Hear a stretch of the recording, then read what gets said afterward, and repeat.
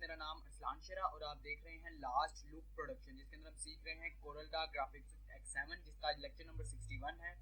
तो आज के लेक्चर में हम सीखने वाले हैं ट्रांसपेरेंसी टूल के बारे में। ठीक है, तो अगर आप 14वें नंबर पर अपने टूल्स में देखेंगे तो यहाँ पर आपको नजर आएगा ट्रांसपेरेंसी टूल। इससे पहले हम लोगों ने ड्रॉप शेडो टूल और उसके ड्रॉप सब मेन्यू को देखा था। ठीक है, तो आज ट्रांसपेरेंसी टूल और इसके अलावा व्यूअर्स आगे तकरीबन हमारे 5 और टूल्स रह गए हैं ट्रांसपेरेंसी के अलावा।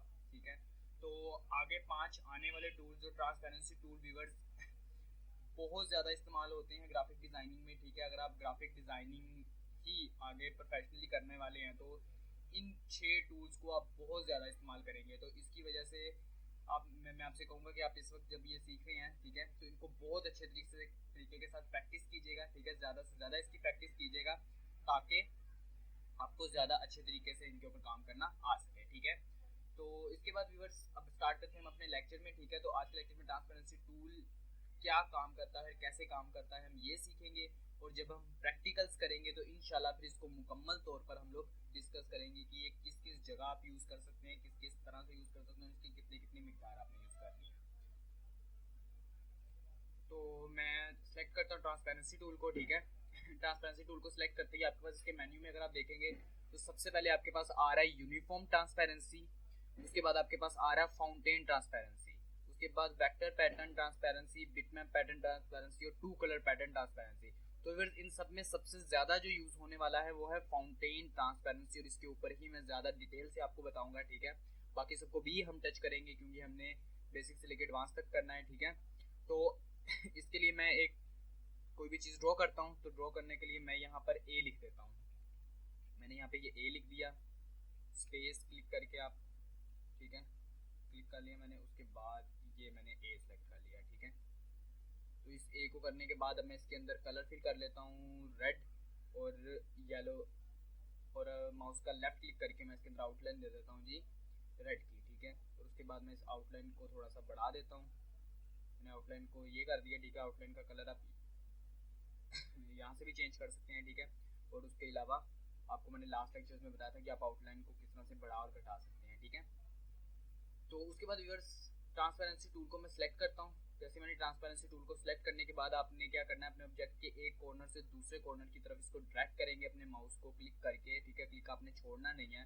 तो जैसे ही आप क्लिक को छोड़ेंगे तो ये देखिए इसने यहाँ से क्या कर दिया, ट्रांसपेरेंट कर दिया। इसी को बोलते हैं ट्रांसपेरेंट करना। ठीक है, तो ये इसने ट्रांसपेरेंट कर दिया। ठीक है, और इसने अपने आप फाउंटेन ट्रांसपेरेंसी सेलेक्ट कर लिया। ठीक है, यूनिफॉर्म ट्रांसपेरेंसी तब तक फिल रहेगा जब तक ये बिल्कुल करेक्ट होगा आपका, ये बिल्कुल यूनिफॉर्म यानी कि एक जैसा सब कुछ होगा। ठीक है, उसके बाद इसने फाउंटेन को सिलेक्ट कर लिया। फाउंटेन में सबसे पहले आ रहा है मर्ज मूड। ठीक है, इसके कुछ मूड्स हैं, ऐड हो गया, ठीक है, सब्ट्रैक्ट हो गया, सब्ट्रैक्ट के बाद हमारे पास डिफरेंट हो गया। डिफरेंस में आप देख सकते हैं कि क्या डिफरेंस आ गया, और उसके बाद मल्टीपल्स। ठीक है, तो सबसे ज़्यादा हम नॉर्मल में रख के काम करते हैं। ठीक है, मैं नॉर्मल रख के से अगर स्टार्ट करता हूँ, ये ट्रांसपेरेंसी पिकर, ये इतना ज़्यादा व्यूअर्स यूज़ नहीं होता, लेकिन अगले ये जो 4 आपको नजर आ रहे हैं ये ज़्यादा यूज़ होते हैं। लीनियर फाउंटेन ट्रांसपेरेंसी, ठीक है, जो इस तरफ सिलेक्ट है। उसके बाद एलिप्टिकल फाउंटेन ट्रांसपेरेंसी, अगर मैं इसको सिलेक्ट करता हूँ तो आप ये देख सकते हैं इसके सेंटर में आ गया और इसने ये गोल दायरा बना दिया। उसके बाद कोनिकल फाउंटेन ट्रांसपेरेंसी के इसके कॉर्नर को ये ट्रांसपेरेंट करेगा। ठीक है, और उसके बाद रेक्टेंगुलर फाउंटेन ट्रांसपेरेंटी। ठीक है, तो रेक्टेंगुलर का मतलब कि इसको रेक्टेंगुलरली करेगा। ठीक है, तो लीनियर ट्रांसपेरेंट ये सबसे ज़्यादा यूज़ होता है। ठीक है, आम रूटीन में। तो अगर मैं इसको यहाँ रख के यहाँ करूँगा तो अब जिस तरह से भी इसको ट्रांसपेरेंट करना चाहते हैं ये हो सकता है। उसके बाद इसके नोड ट्रांसपेरेंट, ठीक है, इसकी ट्रांसपेरेंसी की नोड कितनी रहे। ठीक है, तो ये भी आप इसको कम ज़्यादा कर सकते हैं यहाँ से भी। ठीक है, अगर मैं इसको यहाँ से ऐसे बढ़ा देता हूँ, ये कम, ये यहाँ पर भी आ रहा है, यहाँ से भी आप कर सकते हैं। ठीक है, और यहाँ से मैंने 100 किया तो ये यहाँ पर भी 100 हो गया। अगर यहाँ पे मैं 48 कर रहा हूँ तो ये देखिए यहाँ पे भी 48 है। ठीक है, तो ये आप अपने काम के मुताबिक इसको घटा बढ़ा सकते हैं। ठीक है, और व्यूअर्स उसके बाद आगे आ गया हमारे पास यहाँ पे रोटेट का। यहाँ से आप इसको रोटेट करवा सकते हैं। ठीक है, किस एंगल पे आपने रोटेट करवाना है। वैसे आप इसको इस तरह से भी रोटेट करवा सकते हैं। ठीक है, आप अगर इस तरह से इसको रोटेट करवाते हैं तो ये देखिए इसकी रोटेशन यहाँ से चेंज हो गई। यहाँ से पकड़ के मैं यहाँ रख देता हूँ तो ये इसकी चेंज होगा। ठीक है,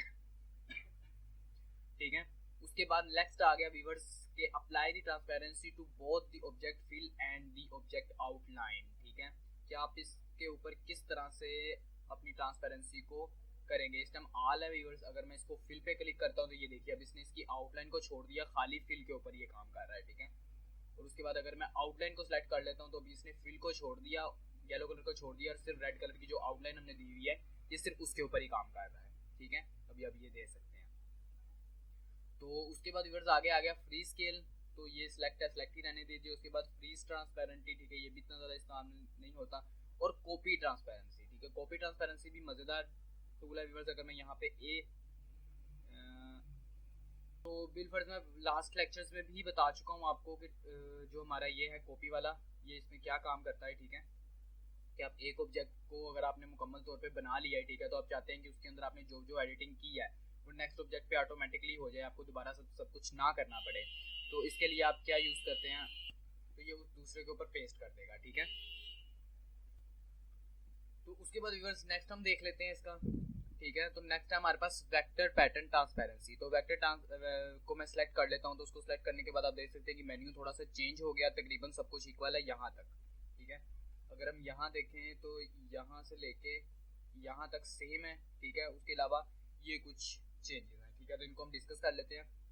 यहाँ पे तो मर्ज मोड आ गया, ठीक है, यानी कि आप किस तरह का इसको मूड देना चाहते हैं और काम करवाना चाहते हैं, ठीक है। तो ये इसके ऊपर है कि इन्वर्ट वगैरह, ठीक है, सॉफ्ट लाइट वगैरह, ये वो सारा कुछ, ये मैंने डॉग फोटोशॉप में भी इसके बारे में आपको बताया था, ठीक है। तो इसके बारे में हम कर सकते हैं। यहाँ से बेसिकली हम लोग नॉर्मल रख के ही ज़्यादा काम करते हैं, ठीक है। उसके बाद व्यूअर्स अगर आप यहाँ पर देखेंगे तो हल्का हल्का आपको वाइट नज़र आ रहा है। अगर इसको बढ़ा सकता हूँ थोड़ा सा तो मैं इसको दिखाता हूँ आपको, ये देखिए, ठीक है, ये है हमारा वेक्टर पैटर्न ट्रांसपेरेंटी, ठीक है। अगर मैं इसको यहाँ से कम कर देता हूँ तो इसकी ये देखिए ठीक है, इस तरह से आप कर सकते हैं। और ये फिल आउटलाइन के ऊपर काम कर रहा है। अगर आप इसको फिल के ऊपर करेंगे तो इस तरह से काम करेगा और मुकम्मल के ऊपर करेंगे तो ये इस तरह से काम करेगा, ठीक है। तो उसके बाद नेक्स्ट है व्यूअर्स हमारा बिटमैप पैटर्न टूल, ठीक है। बिटमैप में भी आपको तकरीबन वैसा ही मिल जाता है, लेकिन इसके अंदर आपको यहाँ से कुछ अलग-अलग शेप्स मिल जाती हैं जिनको आप अप्लाई करवा सकते हैं, ठीक है। तो इसको मैंने अगर अप्लाई करवा दिया, डबल क्लिक करेंगे तो ये अप्लाई हो गया इसके ऊपर, ठीक है। तो इसको अप्लाई करने के बाद आप यहाँ से आप इसको कम ज़्यादा कर सकते हैं, ठीक है। जितना ज़्यादा करेंगे ये उतना ही ज़्यादा हो जाएगा, ठीक है। और लास्ट वाला है टू कलर पैटर्न ट्रांसपेरेंटी। अगर मैं इसको सिलेक्ट कर लेता हूँ और फिल को सिलेक्ट करके मैं इसको बिल्कुल 0 कर देता हूँ और उसके बाद इसको बिल्कुल 100 कर देता हूँ ताकि आपको साफ तरीके से मैं बता सकूँ तो उसके बाद ये आप देख सकते हैं, ठीक है। उसके बाद अगर मैं इसको चेंज करता हूँ थोड़ा सा, ठीक है, ये देखिए, तो ये भी इसके चेंज हो रहा है। अगर मैं इसको थोड़ा सा छोटा कर दूँ ताकि आपको ये अच्छी तरह से नजर आए, ठीक है। तो ये देखिए यहाँ के आपको अलग-अलग डिज़ाइन आप इसके ऊपर अप्लाई कर सकते हैं, ठीक है। ये देखिए इस तरह के आप डिज़ाइन इसके ऊपर अप्लाई कर सकते हैं to colour pattern transparency tool के मुताबिक। लेकिन अगर ग्राफिक डिज़ाइनिंग के हवाले से मैं आपको बताऊँ व्यूअर्स, तो यहाँ से फाउंटेन ट्रांसपेरेंसी सबसे ज़्यादा इस्तेमाल होने वाला टूल है, ठीक है। अब इसका एक छोटा सा हम लोग प्रैक्टिकल कर लेते हैं जिसकी वजह से आपको ये क्लियर हो जाएगा कि इसको ज़्यादातर आप कहाँ पर यूज़ कर सकते हैं और कैसे यूज़ कर सकते हैं, ठीक है। तो मैं यहाँ से एक को इरेज कर देता हूँ, यहाँ पे एक रेक्टेंगुलर को सिलेक्ट करके, ठीक है, ये मैंने किया। और इसको करने के बाद मैं शेप टूल को सिलेक्ट करूँगा। शेप टूल को सिलेक्ट करके कंट्रोल क्यू, आप कंट्रोल क्यू कीबोर्ड से प्रेस करेंगे तो ये कन्वर्ट हो गया। उसके अलावा अगर मैं कंट्रोल जेड करके पीछे आऊँ तो यहाँ पर अगर आप देखें तो कन्वर्ट टू कर्व और इसकी शॉर्ट की है कंट्रोल क्यू, इसको भी करेंगे तो ये देखिए वही काम हो गया। उसके बाद व्यूअर्स मैं यहाँ से इसके नोट्स को पकड़ के, ठीक है, शेप टूल को हम किस तरह से यूज़ करते हैं इसको अगर आप सीखना चाहते हैं तो हमारे शेप टूल के लेक्चर को आप अटेंड कर सकते हैं। उसके अंदर इसको मुकम्मल तौर पे शेप टूल को किस तरह से यूज़ करते हैं या उसके अंदर आपको बताया गया है, ठीक है। उसके बाद मैं यहाँ पर आके यहाँ पर क्लिक करता हूँ और यहाँ से इसको इरेज कर दिया, हाँ सॉरी, कंट्रोल ये क्लिक करके इसको यहाँ से कन्वर्ट टू कर्व करना है आपने। कन्वर्ट टू कर्व करके इसको गया और उसके बाद इसको कर लिया तो ये देखिए पत्ती सी बन गई हमारे पास, ठीक है। तो इस पत्ती के अंदर मैं कोई कलर फिल कर लेता हूँ। यहाँ से मैंने डार्क ब्लू कलर फिल कर दिया और इसकी आउटलाइन को ख़त्म कर दिया, ठीक है। उसके बाद मैं ट्रांसपेरेंसी टूल को लूँगा। ट्रांसपेरेंसी टूल को लेकर यहाँ से ये इस तरह का मैंने इफेक्ट देना है, ठीक है। अगर आप अपने कीबोर्ड से कंट्रोल प्रेस करेंगे तो बिल्कुल स्ट्रेट काम करेगा, ठीक है। तो ये किया। उसके बाद मैं इसको इस तरह से कर लेता हूँ, थोड़ा सा और कम कर लेता हूँ, ठीक है। ये मैंने कर लिया। इसको करने के बाद कंट्रोल सी और control V, control C control V करके मैं पिक टूल को सिलेक्ट करूंगा। पिक टूल को सिलेक्ट करने के बाद यहाँ पे मिरर हॉरिजॉन्टली इसको क्लिक करके ये देखिए अब ये मेरे पास बन गया। इसको सिलेक्ट करने के बाद मुकम्मल को कंट्रोल जी ग्रुप करने के लिए आप क्या करते हैं, कंट्रोल जी करते हैं, जिसके साथ क्या हो गया, ये ग्रुप हो गया आप, ठीक है। तो इसको ग्रुप बनाने के बाद मैं इसको थोड़ा सा छोटा कर लेता हूँ। थोड़ा सा छोटा करने के बाद अगर मैं इसके सेंटर पे जो आपको ये मल्टीप्लाई का निशान आ रहा है, क्रॉस का निशान नजर आ रहा है, इसके ऊपर आके क्लिक करता हूँ तो ये देखिए इसकी साइडें चेंज हो गई। अभी जो गोल कॉर्नर मुझे नजर आ रहा है इसको मैं पकड़ के यहाँ पर नीचे यहाँ पर ले आता हूँ और यहाँ से इसको पकड़ के यहाँ पर लाके आप अपने माउस से लेफ्ट क्लिक करेंगे तो कर्सर के नीचे आपको प्लस का बटन नजर आ रहा होगा, जिसका मतलब है कि इसने इसको क्या कर दिया, कॉपी कर दिया, ठीक है। उसके बाद अपने कीबोर्ड से कंट्रोल आर आर आर आप प्रेस करेंगे तो उसकी वजह से वही कॉपी पेस्ट दोबारा होने लग जाएगा, कंट्रोल आर को ठीक है। तो ये देखिए व्यूअर्स हमारे पास ये एक फ्लावर बन गया, ठीक है। तो इस तरह से हम लोग इसको फ्लावर्स भी आप बना सकते हैं इसके प्यारे प्यारे, ठीक है।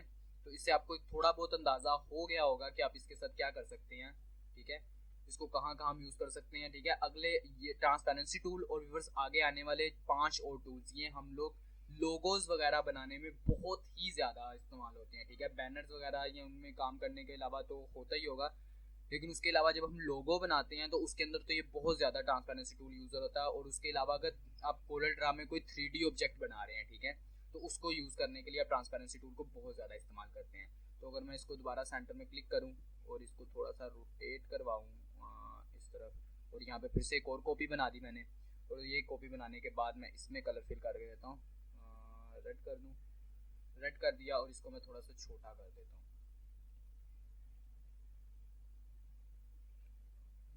इसको मैंने थोड़ा सा छोटा कर दिया, नहीं इसमें हल्का ब्लू कर देता हूँ, ये मैंने हल्का ब्लू कर दिया। तो इसकी वजह से इसकी मदद से आप फ्लावर्स वगैरह भी इजीली बना सकते हैं। ये मैंने आपको एक फ्लावर बनाकर दिखाया है, ठीक है। इस तरह से आप बहुत ज़्यादा इंटरेस्टिंग ऑब्जेक्ट्स वगैरह बना सकते हैं। तो इंशाल्लाह जब हम इसका प्रैक्टिकल करेंगे तो तब इसको बिल्कुल डिटेल से हम लोग इसको पढ़ेंगे। तो मुझे उम्मीद है व्यूअर्स कि आज का लेक्चर आपको पसंद आया होगा। अगर आज का लेक्चर आपको पसंद आया तो इसको लाइक कीजिएगा, इस वीडियो को लाइक कीजिएगा, अपने फ्रेंड्स और अपनी फैमिली मेम्बर्स के साथ शेयर कीजिएगा और हमारे यूट्यूब चैनल को सब्सक्राइब जरूर कीजिएगा व्यूअर्स। और अगर आप इसे डेली मोशन पर देख रहे हैं तो हमारे डेली मोशन के चैनल को फॉलो कर लीजिएगा। और व्यूअर्स अगर आप फेसबुक ज़्यादा इस्तेमाल करते हैं तो हमारे फेसबुक पेज को भी लाइक कर लीजिएगा, आपको ये वहाँ पर भी मिल जाएगा, गूगल प्लस पर भी और तमाम सोशल मीडिया पर हम अवेलेबल हैं। और अगर वहाँ से ना आप लोग पहुँच सकें तो अगर आपने हमारे ट्यूटोरियल्स को डाउनलोड करना है फुल HD में तो आप हमारी वेबसाइट पर आकर आपको वहाँ पे यानी कि मुकम्मल सर्वर्स दिए गए हैं इनको डाउनलोड करने के लिए, तो यहाँ पर आकर इसे डाउनलोड भी आप कर सकते हैं। तो व्यूअर्स अपनी दुआ में हमें याद रखिएगा, मिलेंगे नेक्स्ट लेक्चर में। खुदा हाफिज, अल्लाह निगहबान।